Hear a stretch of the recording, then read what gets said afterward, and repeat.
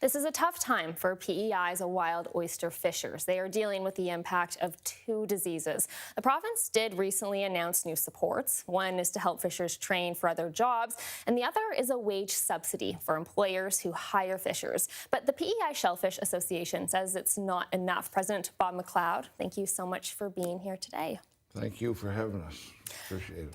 Maybe let's start. Paint a picture for me of what it's like to be a wild oyster fisher on P.E.I. right now. Well, like I love being a wild oyster fisherman, but it's pretty trying times. Like when they announced dermo in the river, we can't go fishing there because the buyers won't buy from it. And right now, this time of year, season's coming to an end, so it's going to be on everybody's mind all winters how many bids is going to survive the winter. Like, you know, when we go out in the spring, what's going to be alive, what's not going to be alive. And that's going to play hard in everybody's mind for the winter for sure. That's scary.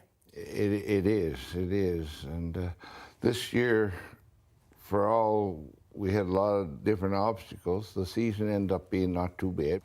But in saying that, there's a lot of little rivers that normally didn't get fished too much that get fished really, really hard this spring.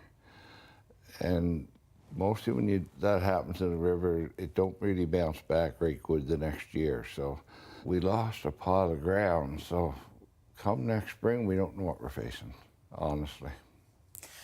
These new supports here that were announced by the province, what are your thoughts on those? Who's going to benefit here?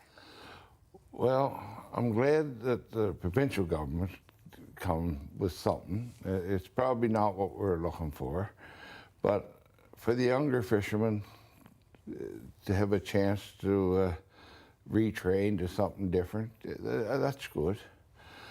Or if you want to leave the industry, which that's good too.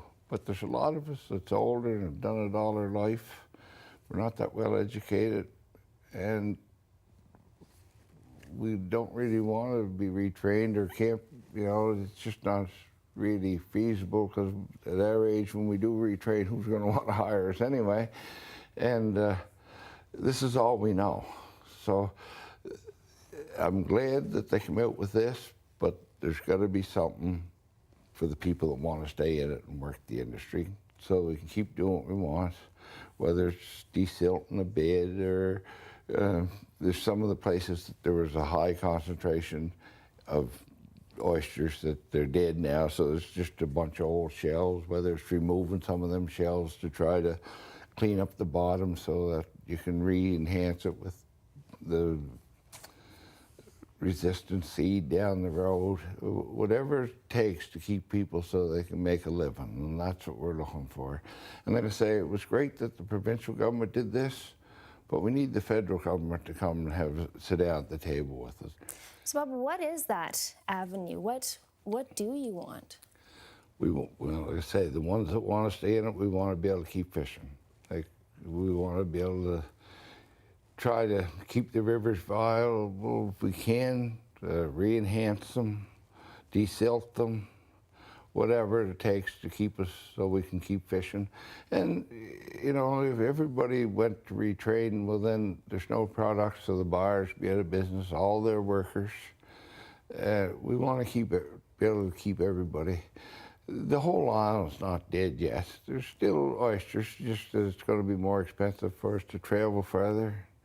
And as long as there's an oyster, we'll travel summers, and nothing saying we can't bring it back again, but we don't want the people to be forced to leave the industry that want to be able to stay in it and make a living. The impact and the spin-off from the oyster industry, especially in Prince County, is like people don't realize it, like how it's going to affect everybody. So, and you know, West Isle Student Council was actually putting on a show Thursday evening, and we're speaking there from the association, a bunch of different speakers, and it's all doing MSX. It really touches to think the students is doing this, younger generation, but they realize how important this industry is, and I'm pretty proud of them for doing that, and I hope they get a great turnout because all money from this is going to research to P.E.I. So we need that.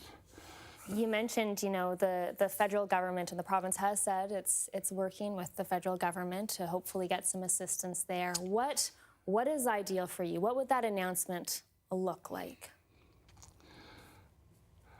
I honestly haven't got one thing in mind that would be the key thing. Like I say, we got to sit down, and we're having a directors meeting on the 4th of December, and that question will be asked to the fishermen to get their ideas. Give your MPs a phone call. That would probably be the biggest support we could ever have to get.